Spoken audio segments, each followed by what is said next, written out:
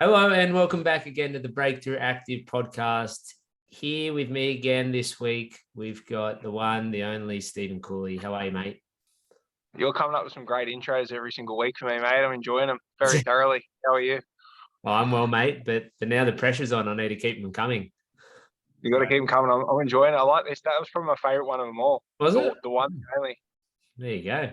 Happy to hear it. Big fan.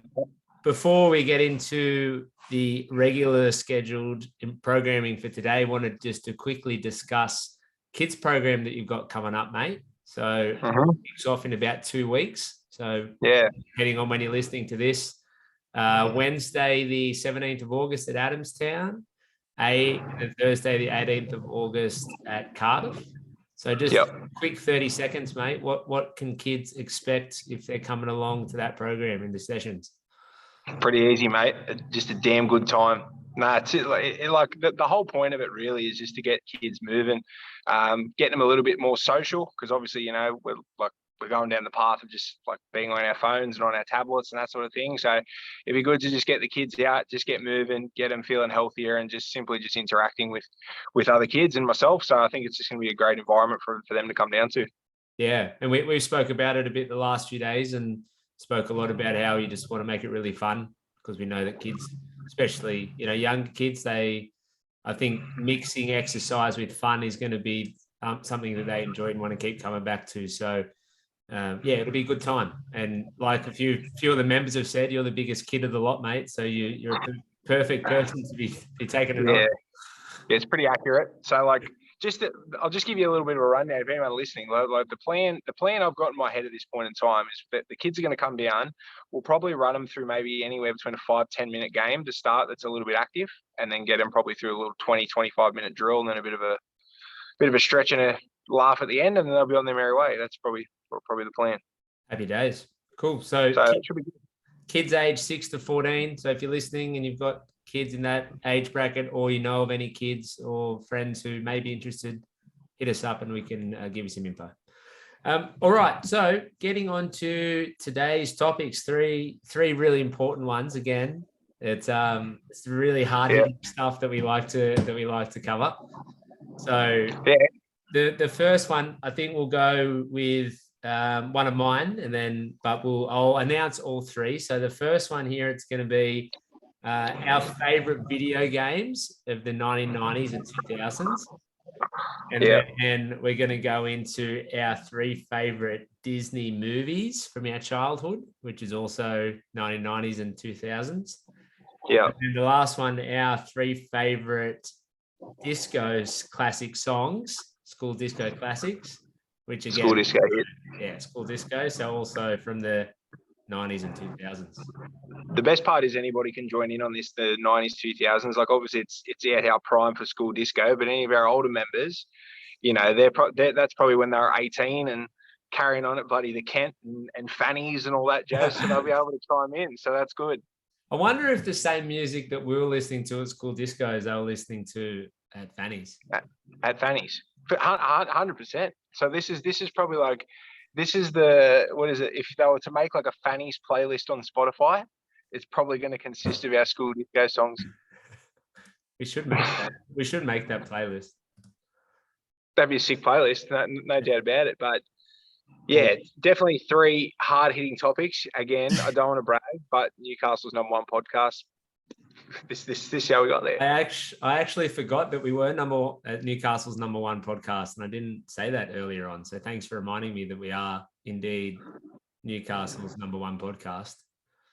Well, it shows that you're very humble about it, where I'm not too humble about it. I'm happy to gloat and just tell everybody that will listen that I'm a part of it. Newcastle #1 podcast. I'm shouting out at traffic lights, the works, all of it. Right. Unsubstantiated claims, of course, but I think it's true. I'm pretty confident. Hundo. Okay, let's get into these lists, mate. I'm going to have you go first. So, favorite video games that can be on any device or any console. The favorite video games in the 90s and 2000s. Would you like a top three? or just like Just number one? Top three if you've got them. It doesn't have to be in order. Just three of your favorites. I'm an order guy, mate. Okay. I'm gonna Let's go order. All right, so I'm gonna go number 3 is it came out in 2003 on PlayStation. Yeah. And it was Rugby League. So That all it's called, Rugby League. Yep. The reason why I've got Rugby League is because I was craving a Rugby League game my whole life. And then I remember it coming out and I just thought it was the best thing ever. And then looking back on it when I played it again, like a couple of years on, it was the worst game. But at that point in time, having a Rugby League game, that was unbelievable. So it's not in the top 3 greatest games I've played, but it's definitely in my heart. So it gets a spot number 3, Rugby League. Doesn't have to be the best games, mate. It's your favorites. So you don't need to justify that. That's it. That's my number 3. Yeah. My number 3, similar, but quite different. Jonah Lomu Rugby. Definitely more of a household name. That was on PlayStation 1, and that was back, I think that might have come out in like 1995 or something. But yeah, I used to play that with one of my great friends at the time, Brett McDonald, most afternoons. We'd go back to his place, play a bit of Jonah Lomu Rugby, and then actually go back and play a bit of footy. And did you ever play that? I played it, back in the day. Yeah, I loved all those sorts of games. Yeah, Jonah Lomu just used to steamroll people over the on the edge, just down the wing, steamroll.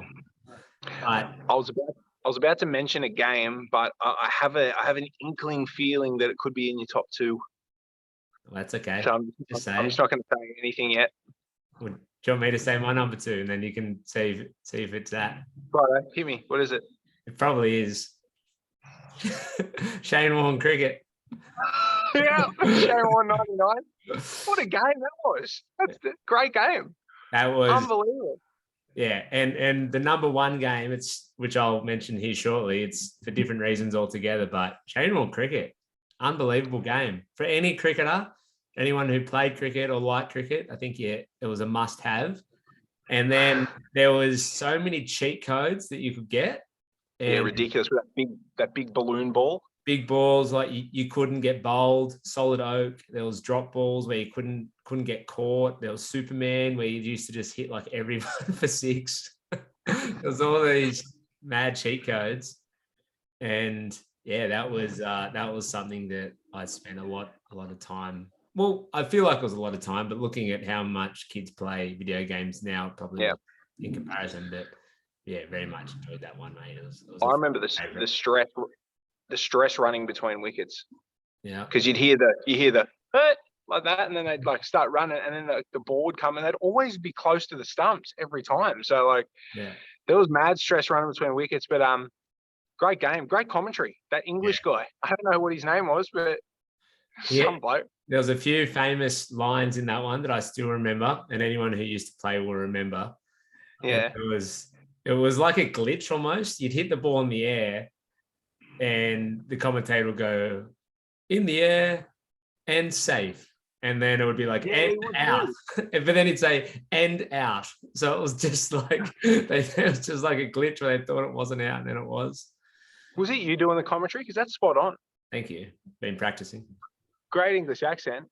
What's your number 2? My number 2 is NBA Jam. Oh, you know what? Yeah. I never actually played that as a kid. I wasn't into basketball as a kid. So it's funny, like when I think of NBA Jam, this is on Sega Mega Drive back in the day. When I think of NBA Jam, I have the taste of cheese sandwiches in my mouth as well at the same time. So I remember in the morning, one of my mates used to come over. He used to live across the road, and he'd come over and we play NBA Jam. Like they did the famous boom shakalaka, like when you're doing like dunks and stuff. But I remember every morning when we used to play NBA Jam, we used to eat like toasted cheese sandwiches before school. And I don't know why, just the thought of cheddar cheese and the taste of cheddar cheese comes in my mouth when I think of NBA Jam. So good times. But that is my number 2. It's funny how you associate, certain smells or certain tastes with certain things. Yeah, that was. I just put it there because that game's the second biggest game of my childhood, I reckon. Well, brings us to number 1. Now, you may be thinking that it's going to be Tiger Woods golf, but it's not. That was a little bit later in life. That was kind of me as, I don't know, 15, 16, 17-year-old. I used to play it a bit, which I loved it. So that, that was obviously a great game, especially for someone like me who was a golfer. But this game is number one. I don't know if you would have heard of it, to be perfectly honest. And it's similar to your number 3 game, Rugby League, but it was actually a computer game. It was only available on computer, and it was ARL 95. I remember that game as well. And I must have had it. Well, I had it a few years after that, because I don't think we had like a computer at home until 99 or 2000. And we used to have it. I remember we were living in this rental property at Berkeley Vale just before our house was getting built at Glenning Valley, which was the next suburb over. So we're in this rental property for about a year, and it was only a small place. So our computer actually had to be out in the garage. Like, we didn't have the cars in the garage. It was more just like a storage area. And we had like a little desk set up with the computer. And I used to sit out there after I finished my homework for hours on end in the freezing cold out in this like brick garage and just played ARL 95. And I used to always be the Blues, New South Wales Blues versus the Western Suburb Magpies, because they were the worst. And matchup. Yeah, I used to just put an absolute drumming on them. And the winger, who was the fastest player in the game, was is it Rod Wishart? Rod Wishart, the Dragons player. Yeah. He used to play with the Steelers, Illawarra Steelers. Yeah, Rod Wishart. Yeah, like the red hair. Yeah, they're like strawberry blonde hair. Yeah, that's him. So I used to just swing it out the back line for Joey to Fittler. Yeah, I don't know. I can't remember who the centers were at that time. And then out to Wishart on the wing, and then he just used to run around him and score. Not a bad lineup. Johns to Fittler. Yeah. To probably Eddinghausen. Yeah, probably would have been ET. ET, and then to stop. That's unbelievable. But that was it. Spent a lot of time playing out in the garage on the PC. ARL 95. Great game. Cold winter mornings, like, when you're in bed and you gear up and you're like, right, I've got to get up and go to Adamstown or Cardiff. On those cold winter mornings, that chill, does ARL 95 come back in your head? If I was going into a brick building, it would, because I remember just being in this brick garage and there was the computer desk and it was icy out there, mate. But I bet. It's I bet it was icy. Don't have any real memory, like anything to associate it, like the cheddar cheese sandwiches, but definitely a fond memory back in Signet Drive, Berkeley Vale. Get amongst it, mate. The cheddar cheese sandwiches, they were the go. What's your number one? Number one. So number one, just for me, it just screams childhood for me. So it's my number one game, and I've played it probably in the last 12 months, and it still just hits, from the soundtrack to the colors to the jumping to the works, and it's Sonic the Hedgehog 2 is my favorite game of all time. It's just on Mega Drive. Yep, on Mega Drive. It just screams childhood for me. And like, you think getting a build is stressful. You think like working through a tough bike workout is stressful. Well, let me tell you, being underwater in a Sonic the Hedgehog 2 game, and you hear the buzzer going when you're running out of breath, and trying to get to the bubble, that is stress. I played that not much, but I do remember just the stress of having to get through that. Oh, so stressful. And then there's another, like, the one that sticks out for me. It's actually the second level, and it's called the Chemical Plant Zone. And fun fact is, I can actually do the music to it. So if anybody wants to hear that, just feel free, let me know, and I'll dish it to you anytime. But there's a part like in it where the water rises, and you have to like jump from these ledges that go like left and right, and they swing this way and whatever. And like, if you jump, especially if you're hearing the and you got to get like up out of the water, and if you miss the ledge, it's just like Sonic just goes down. It's short all the time. Game over. game over. But that's easily my number one. When I thought of this list, that was the first thing that came in my head. I was like, easy, boom, there it is, Sonic 2. I didn't really play that many non-sport games, as you can see. Mine were the 3. So yeah, I was such a sporty kid that I just only really wanted to play sport games. But me too. Definitely some crackers. One mention that I did want to give out was also, I used to intertwine this with my ARL 95, was Doom. You remember Doom? Yeah, that was a mad game. Yeah, I can't even remember really what you did. I think it was kind of like GTA, you just like cruised around. Yeah. But yeah, I liked a bit of Doom. There was a bit of nudity in there, which I liked as a 10-year-old. I think my honourable mention would be something like SmackDown versus Raw, Shut Your Mouth. That was wrestling games. Yeah, that was something I played quite a bit of as well. We had one last thing before we move on. Me and my mates had a thing where, none of us could be The Rock, because what happened was it's so easy to win as The Rock because you press X 3 times, you go X, X, X, and he goes punch, punch, and then he comes in for this real big punch, and it just like zaps like people's the meter. So it's just easy. You just keep picking them up, tap, tap, tap, X, and you just nail them, get the special up, rock bottom, 1, 2, 3, thanks, done. People's elbow as well after that, if you'd like. Yeah, good. Just to rub it in. But yeah, good games, good times. There's some crackers there. I'd like to play the remastered version of a few of them if they're out and about. ARL 95. 27 years old. Oh, yeah, no, it'd be... Imagine ARL 95 remastered on the PS5.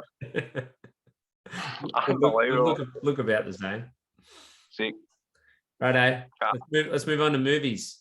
I'll let you lead the way here, mate. Top 3. So I've got top 3. I'm going Disney movies. So top 3 Disney movies of all time. Yeah. And coming at number 3, I don't know what it was, but the day I watched it, it's I think there was just a bit extra dust in the room or something. I'll tell you what it was. Toy Story 3. What one's that? I'm just trying to think what happens in that one. I've seen them all. So they're in the incinerator at the end. Yeah. Oh, yeah. That was wild. I was cutting some onions when I was watching that. Yeah. There was plenty of dust at Event Cinemas Glendale that day. But like at shout out Event Cinemas, number 1 podcast is giving you a shout out.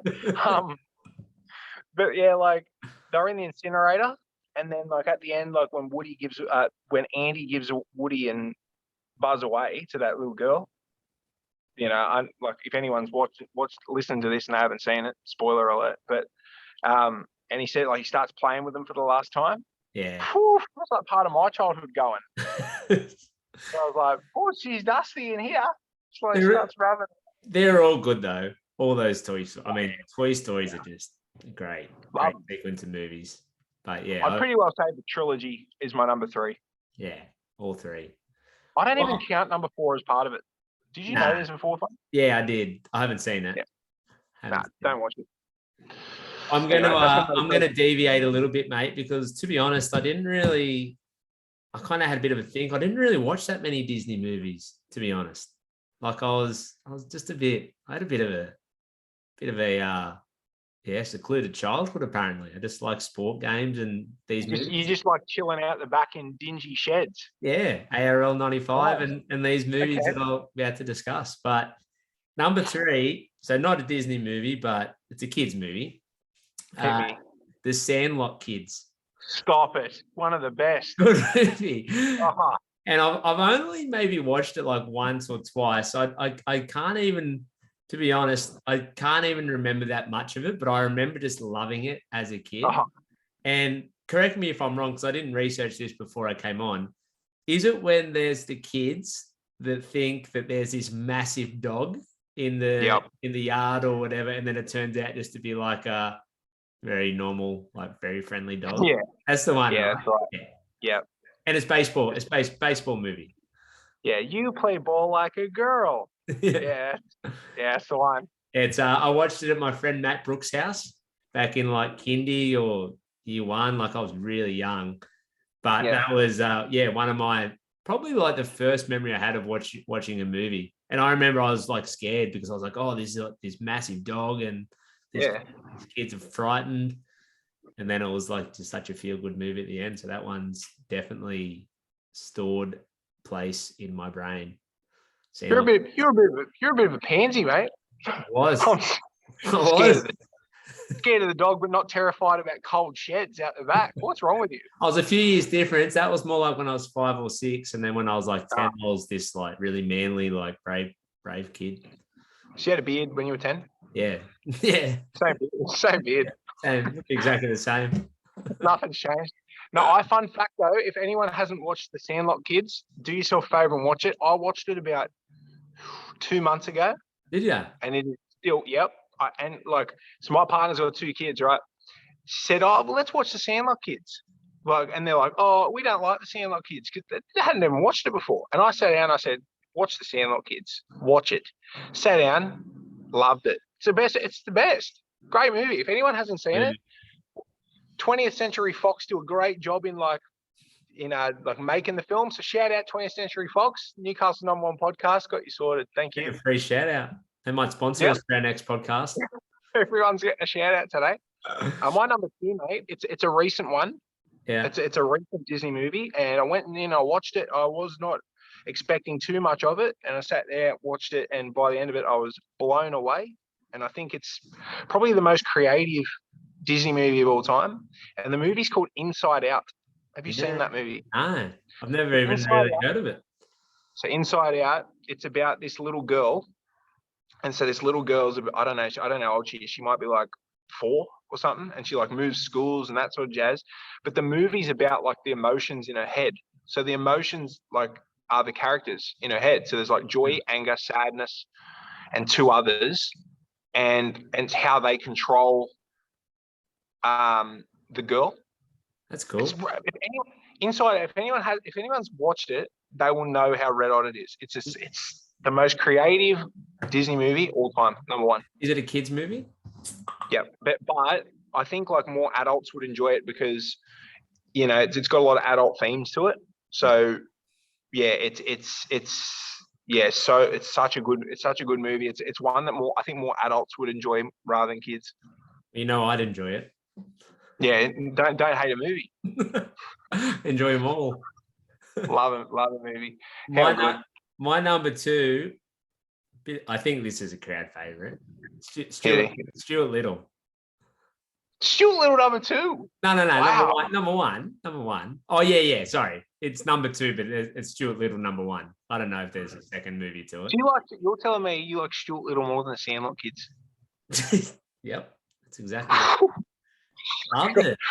I loved it as a kid, and then I was recently watching this show on Stan. I think it was called Dope Sick. I might have told you about it. It's about like the opioid crisis in America with OxyContin. And anyway, you don't like binge watching shows much, do you? Nah. And the guy in that is grown up now, obviously, but it was the kid that was in Stuart Little. And he's real fit now, eh? Yeah. He's real fit. He is, yeah, like muscly and lean and good looking bloke. And yeah, it just got me going down memory lane a little bit. But I loved it, mate. Great movie. Big Stuart Little fan. Love Stewie. Did you ever play the Stuart Little video game on PC? Not that I can recall. I was too busy playing ARL 95. Red hot. Let me tell you. Stuart Little game. Good. It was tops. Might see if it's available on Mac and I'll get it. Or what about just the new version on PS5? I'm sure they'll be doing it sometime next year. Stuart Little on PS5. I'm sure it'll sell. Yeah, I think I saw that at the grand release. Yeah. A lot of 32-year-olds buying it. I'll tell you who Newcastle's #1 podcast is shouting out to a lot today. Sony PlayStation. Congratulations, Sony. I'm expecting an email in the inbox soon hitting us up for a sponsorship or something. So Sony, 20th Century Fox, they're all a part of Newcastle's #1 podcast. We don't discriminate against anybody. It's all good. They're relatively small enterprises compared to our podcast, so I'm not sure if it's fair of us to be shouting out lesser known companies like Well, that. think about this. We're really big in Switzerland. Switzerland's massive. So thanks, Rog. Really appreciate that. So thanks, mate. So, we're giving these, lesser known, peasants, if you will, a bit of a plug. That's right. Giving them just a helpful thing. Righto. So number one, mate. What do you got? Pretty easy, mate. Number one. It's the GOAT animated movie. I don't know. And it is Ariel the Little Mermaid 3. No, I'm kidding. It's The Lion King. Come on. Yeah. It's The Lion King. So I rewatched this probably a year ago again, and it still hits. Like even now, like even as an adult, you can still enjoy it. Kids can enjoy it. In all honesty, it's like I think Scar is probably the greatest Disney character of all time. He's just relentless. Still very sad too. It still hits. Still an absolute tearjerker. Great soundtrack, great characters, great story, great meaning. You can relate it to everyday life. The Lion King is the GOAT of Disney movies. I don't want to hear anything else. Some people argue Beauty and the Beast is, and I get it, but at the same time, I get it, but they're wrong. The Lion King, number one. I was actually going to say Lion King, but I had a feeling you would have it, so I decided for something else, which isn't a kids movie, or it isn't animated. It's not Disney, but something I watched when I was like 7 or 8, and I had absolutely no idea what was going on. But now, later in life, I really, really like it. Think it's hilarious. Austin Powers, International Man of Mystery. What? What sort of list is this? You got Sandlot Kid, Stuart Little, and Austin Powers. What is this? Is this like the Cold Shed top 3? These are the movies I remember as a kid. I remember watching this at my friend Adam Williams' house, and he was like G'ing it up, saying how funny it is and how good it was. And I don't know if I just was behind, like socially, or what was going on. I was same age as Adam, but he was laughing, and I had no idea why it was funny. I had no idea what was going on. Obviously now I know it's like a huge rip off of like James Bond and whatever. But at the time when you're 7 or 8, you're not really understanding satire very well, parodies. So I just had no clue what was happening. I was laughing along, pretending like I thought it was funny. But yes, did you see Adam laughing? Say for example, Austin goes, "Groovy, baby, yeah," and then he's like, your mate Adam's going, "Ha ha," and you're just looking over like, "Yeah." Pretty much.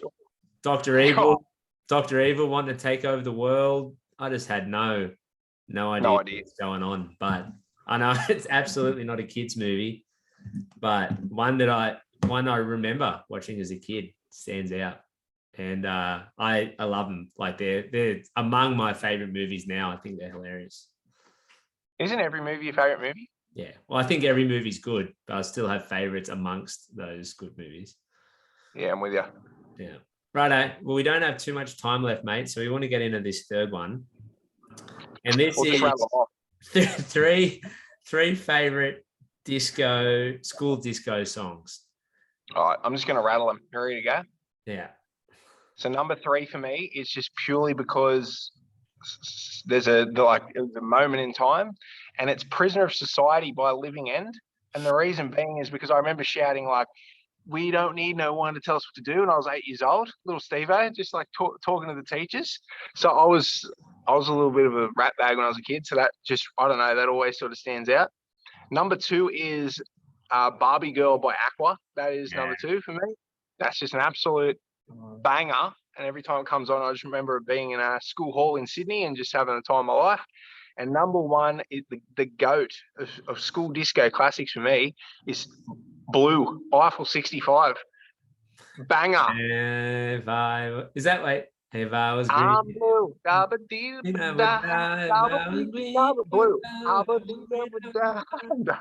Yeah. They're my top 3. There they are. I still to this day don't know really what they're saying in those lyrics, to be honest. Who knows? But yeah, there's my 3. Righto. Well, it doesn't have any of my ones here. My first one is I've got a very odd list here, like a very, very odd list. So similar to my movie list. Very your movie list was pretty normal. Yeah. This is odd Yeah, too. cool. So this first song, I'm pretty sure it was on at school discos, but I remember it being like one of the first songs that I kind of just knew the words to. Just I Yeah. don't know why, because I just would hear it all the time, like on the radio and whatever. It was Yeah. it was Janet Jackson, Everywhere I Go. What? Do Janet? you know it? No, and there's a reason. Because Really? it's terrible. How's it go? Give it to. Everywhere I go, there's a smile I see. I know you are Oh, there. that's a banger, Smiling actually. back at me, dancing in moonlight. I know you are free. There you go. And I think she was Banger. Michael Jackson's sister or something. Anyway, Yeah, is that right? that is correct. Yeah. So that one very much stands out. Number 3. Mhm. Number Number 2. two. This is a little more normal, similar to your Aqua, Aqua one. Murder on the Dance Floor, Sophie Ellis Bextor. Oh, gosh, stop. I still play it in the gym now. It's a banger. Cracker. Yeah. It was that was like it was on video hits and rage and everything like for weeks and months and months and months. Because I used to like a bit of video hits on my Sunday morning, a bit of rage. Yeah. So Yeah, it's a good one. Definitely heard that one a lot. And number 1, it still gets played in the gym. Great song, great workout song, actually, believe it or not. What is it? Tub Thumping by Chumbawamba. Oh, stop it. That's another banger, please. Yeah. How good. Yeah. That's a good one, mate. That's a good list. Yeah. And that one, I remember like not really understanding a lot of the words because it was a bit of it's like, I think it's from an English band or whatever. Yeah. And they're in their English accent, there's that part where it's like, you drink the whiskey drink, you drink the vodka drink, you drink the lager drink, you drink the cider drink. And I remember just not really understanding those words because they weren't like lager. I was like, what the hell's lager? And whiskey? Yeah. What the hell's whiskey? But definitely a standout, mate. And good list. Good pump up list too. Pump up song. I agree. I think I remember it used to be one of the footies songs, like rugby league. But yeah, certainly remember it back as a kid. Nah, it's an absolute banger of a song. Good times. Righto, we might pull it up there, mate. But like I mentioned at the beginning, we really are covering all the hard-hitting topics. So hoping anyone who's listened has been able to think about their time in life back in the 1990s and 2000s, and would love to hear your lists. Would love to hear your lists, your favorite movies, favorite video games, favorite songs from the 1990s and 2000s. Looks like we've just lost Steve-O, so I'll finish it up here. But send through your favorites. Would love to hear them. And until next time, guys, I will see you on the next one.